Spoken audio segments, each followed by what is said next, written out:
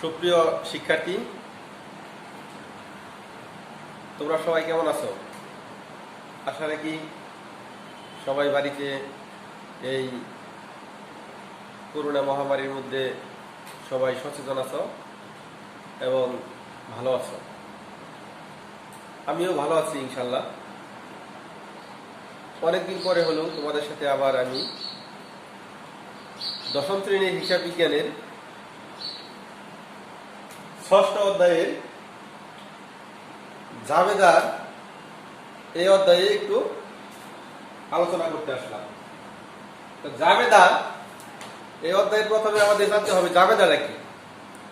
জাবেদা হলো একটা ব্যবসায়ে কারবারি লেনদেন সংগঠিত হওয়ার পর, মানে একটা লেনদেন সংগঠিত হওয়ার পরে সেই লেনদেনটি তারিখের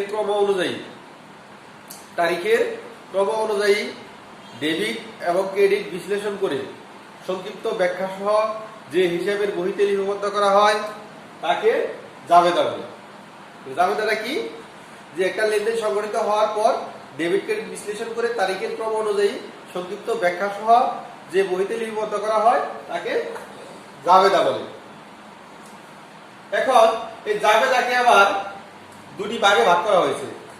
একটা হলো বিশেষ জাবেদা আর একটা হলো প্রকৃত জাবেদা। তো বিশেষ জাবেদা, এই বিশেষ জাবেদার যে প্রকারভেদ বা বিশেষ জাবেদার মধ্যে যে জাবেদা বইগুলো অন্তর্ভুক্ত আছে, মূলত আমাদের এই নবম দশম শ্রেণীতে এই বিষয়গুলো নিয়ে আলোচনা করা হয়েছে। এরপরে এই পাশে যে প্রকৃত জাবেদা রয়েছে সেখানে সংশোধনী জাবেদা, সমাপনী জাবেদা, সমন্বয় জাবেদা, প্রারম্ভিক জাবেদা এবং অন্যান্য আরো যত ধরনের জাবেদা রয়েছে এগুলো আমরা পর্যায়ক্রমে ইন্টারমিডিয়েট বা অনার্স মাস্টার্স এই লেভেলে গিয়ে আমরা এগুলা পাবো।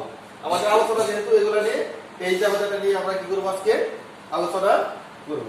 তো বিশেষ জাবেদাকে আবার 6টি ভাগে ভাগ করা হয়েছে। তার মানে একটা লেনদেন সংগঠিত হওয়ার পর সেই লেনদেনটাকে আমরা যে তারিখের ক্রম অনুযায়ী হিসাবের বহিতে সংক্ষিপ্ত ব্যাখ্যা সহ লিপিবদ্ধ করব, সেটা অবশ্যই কি হবে? বাকিতে লেনদেন হবে। বাকিতে লেনদেন, আর বাকিতে লেনদেন গুলি মূলত আমরা বিভিন্ন বহিতে লিপিবদ্ধ করে রাখি। শিক্ষার্থী বন্ধুরা, তোমরা একটু ভালোভাবে খেয়াল করলে দেখবা যে বিভিন্ন দোকানে তোমরা যখন কোনো পণ্য ক্রয় করতে যাবে, দেখবে যে টেবিলের উপরে এরকম 5-6টা লাল অথবা অন্য কোনো কালারের চিকন চিকন খাতা আছে। এই এত এত পুরো পুরো সাইজের 6-7টা খাতা থাকে। ওগুলো মূলত ব্যবসায়িকরা হিসাবের খাতা বললেও আমাদের ব্যবসায়িক ভাষায় বা হিসাব বিজ্ঞানের ভাষায় এটাকে বই বলা হয়। বই বলতে ওই যে খাতার মধ্যে 5-6টা খাতা যে দোকানের মধ্যে রাখছে, ওই 5-6টা খাতার এক একটার এক এক ধরনের লেনদেন লিপিবদ্ধ করা হয়। যেমন একজন ব্যবসায়ী আজকে সারাদিন যদি কতগুলো পণ্য বিক্রি করছে বাকিতে, সেই হিসাবটা সে যে একটা খাতার মধ্যে রাখবে, ওই খাতাটার নাম হলো বিক্রয় বহি। আবার সারাদিন সে কতগুলো পণ্য ব্যবসায়ের জন্য সে ক্রয় করছে, সেটা যে বইয়ের মধ্যে লিপিবদ্ধ করবে, যে খাতার মধ্যে লিপিবদ্ধ করবে, সেটা হলো ক্রয় বহি। পণ্যটা আসলে কি? পণ্যটা হলো একটা বিক্রয়ের মাধ্যমে লাভবান হওয়ার আশায়, আমরা যা ক্রয় করে থাকি সেটা হলো কি? পণ্য। এই পণ্যকে কেন্দ্র করে মূলত আমাদের ব্যবসায়িক কার্যক্রমগুলো পরিচালিত হয়। এরপরে পণ্য যে আমরা ক্রয় করলাম, পণ্য বিক্রয় করলাম, এই পণ্য ক্রয়কৃত পণ্য আমাদের যদি আমাদের মন মতো বা সাইজ মতো আমাদের যে নির্ধারিত যে অর্ডার ছিল সেই অনুপাতে না হলে আমরা অনেক সময় পণ্যে ক্ষতিগ্রস্ত হওয়ার কারণে পণ্যগুলো আমরা ফেরত দিই। এই যে পণ্যগুলো ফেরত দিলাম সেটাকে বলা হয় ক্রয় ফেরত। এই যে সারাদিনে আমি আজকে কতগুলো পণ্য ফেরত দিলাম, সেটা যে বইয়ের মধ্যে লিপিবদ্ধ করে রাখবো, সেটার নাম হলো ক্রয় ফেরত বহি। আমি কিন্তু আমাদের লেনদেনের ভিন্নতা অনুযায়ী আলাদা আলাদা বহিতে কি করবো? লিপিবদ্ধ করবো। আমরা ক্রয়ের যে লেনদেন ওটা কিন্তু বিক্রয়ের বহিতে লিপিবদ্ধ করবো না।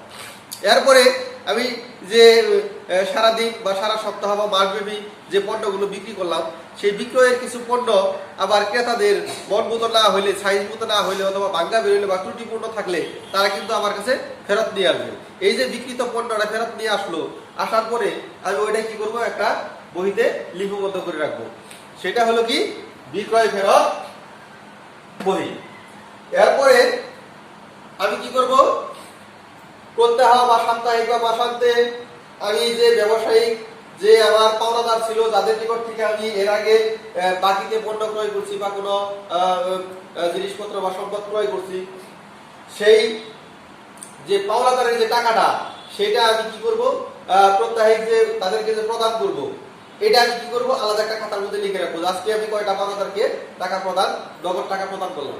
সেই যে নগদ টাকাটা প্রদান করলাম, সেই যে বইটি লিপিবদ্ধ করলাম, সেই বইটা হবে নগদ প্রদান বই। আবার শুধু প্রদানই করবো না, আমি আমার ব্যবসায়ে টাকা প্রদান করার পাশাপাশি আমার কাছ থেকে যারা বাকিতে পণ্য ক্রয় করছে তারা হলো আমার দেনাদার। ওই দেনাদাররা আমাকে কি করবে, পণ্যের যে টাকা সেটা পরিশোধ করতে পারে।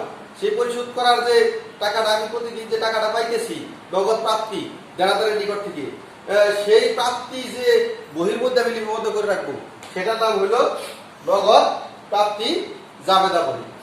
তাহলে আমাদের এই জাবেদার যে প্রকারভেদ, এই নবম দশম শ্রেণীতে বইয়ে যে আলোচনা করা হয়েছে 6 প্রকারের জাবেদা বহি, এক একটাই এক এক ধরনের লেনদেন লিপিবদ্ধ হবে। ক্রয় জাবেদা বহিতে হবে কি, বাকিতে ক্রয় সংক্রান্ত লেনদেন এই বইতে লিপিবদ্ধ করব। আর বিক্রয় জাবেদায় বাকিতে বিক্রয় সংক্রান্ত লেনদেন এই বিক্রয় বইতে লিপিবদ্ধ করব। আবার ক্রয়কৃত পণ্য ফেরত দেওয়ার ফলে যে বইটা আমরা লিপিবদ্ধ করব সেটা হলো কি ক্রয় ফেরত জাবেদা বই। এরূপ ভাবে বিক্রিত পণ্য ফেরত আসলে যে বইতে লিপিবদ্ধ করব সেটা হলো বিক্রয় ফেরত জাবেদা। এরকম নগদে কোনো টাকা যদি আমরা দেনাদারের নিকট থেকে পেয়ে থাকি তাহলে সেটা হলো নগদ প্রাপ্তি। আবার নগদ প্রদান হলো আমি নগদে যে টাকা প্রদান করব সেটাকে আবার নগদ প্রদান বলা হলো।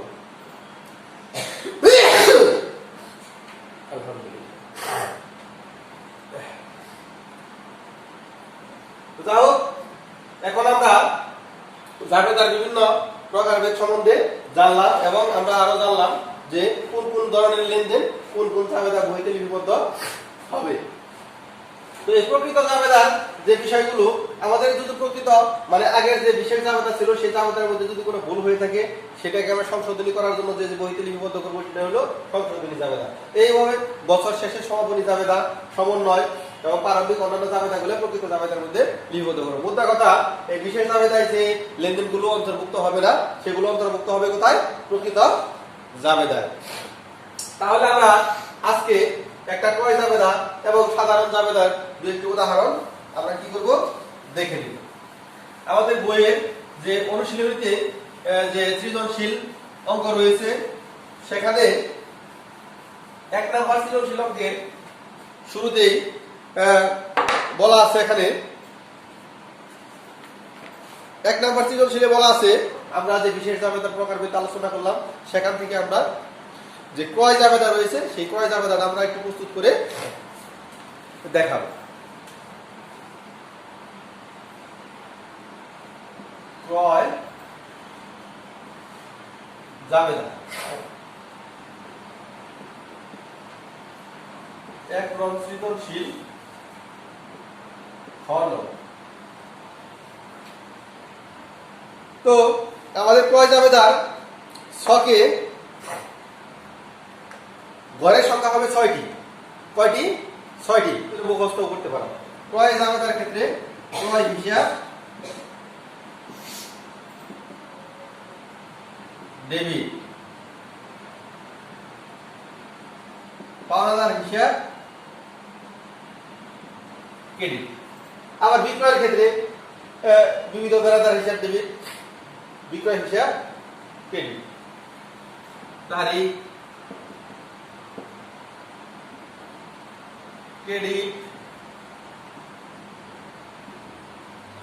হিসাব, খাত, শর্ত,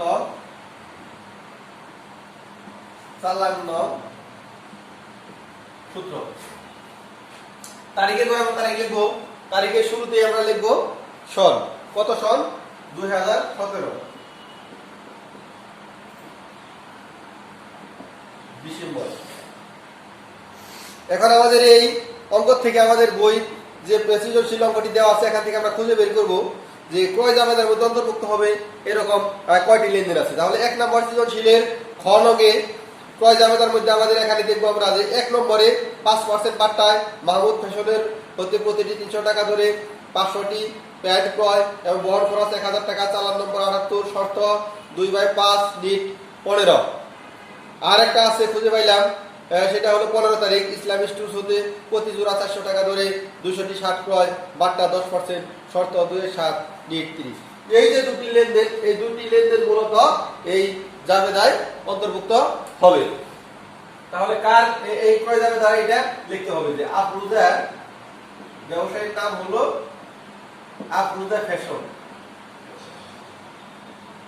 আফরুজা ফ্যাশন এর ক্রয় জাবেদা। তাহলে আমরা 2017 সালের ডিসেম্বরে 1 তারিখে একটি লেনদেন পেলাম। 1 তারিখের লেনদেনটা কি, যে 5% বাট্টায় মাহমুদ ফ্যাশনের হতে প্রতিটি 300 টাকা ধরে 500টি প্যান্ট।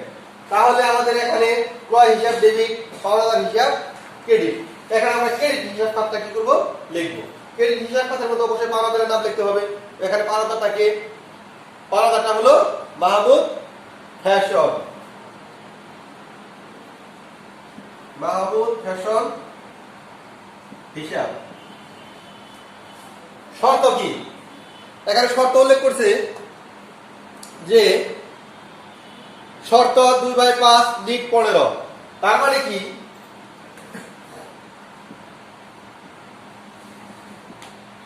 এটা তারা বোঝাচ্ছে যদি আমি এই টাকাটা 5 তারিখের মধ্যে পরিশোধ করতে পারি তাহলে আমি 2% কি পাবো, ছাড় পাবো। আর যদি পরিশোধ না করতে পারি তাহলে নিট 15, তার মানে কি অবশ্যই আমাকে 15 ডিসেম্বরের মধ্যে টাকাটা পরিশোধ করতে হবে। এটা হলো কি শর্ত। আর চালান নম্বর হলো 78। কোন সূত্রের মধ্যে আমরা মাধ্যমে এটা ক্রয় করছি সেটার মধ্যে 500টি প্যাড কত টাকা ধরে, এখানে একটু হিসাব করে নেই। 500 টাকা ধরে 300 সমান হইল 1,50,000। এখন একটু বলে রাখি, আমাদের ক্রয় এবং বিক্রয়, ক্রয় ফেরত যাবে যায়। আমাদের যে ক্রয়কালীন সময়ে যে ছাড়টা দেওয়া হয় সেই ছাড় বাদে আমাদের টাকার করে টাকাটা উল্লেখ করতে হবে।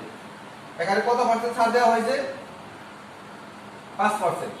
তাহলে হলো 7,500।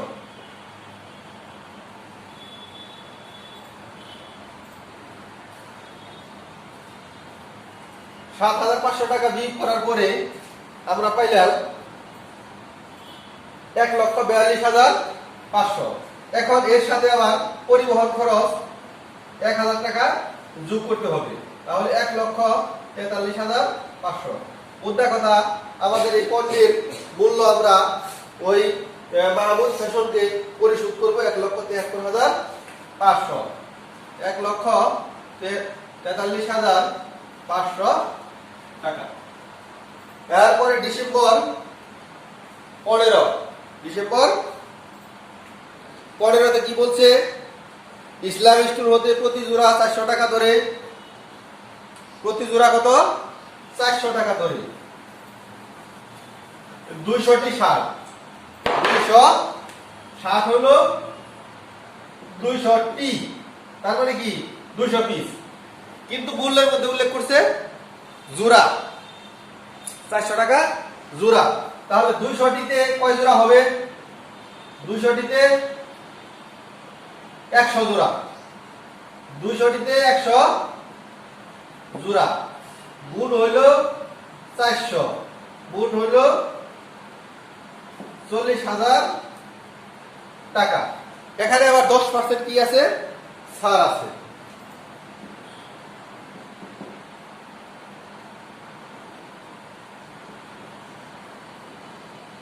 বিয়োগ করলে থাকে 36,000 টাকা। তাহলে এই ইসলাম স্টোর হতে আমরা কত নিলাম, ইসলাম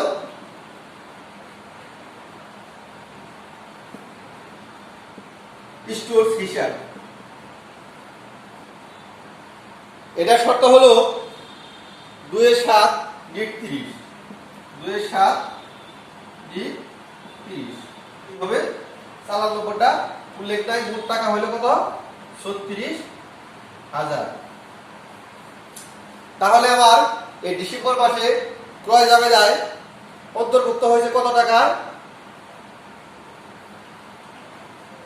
5,006,397,1 1,79,500 টাকা।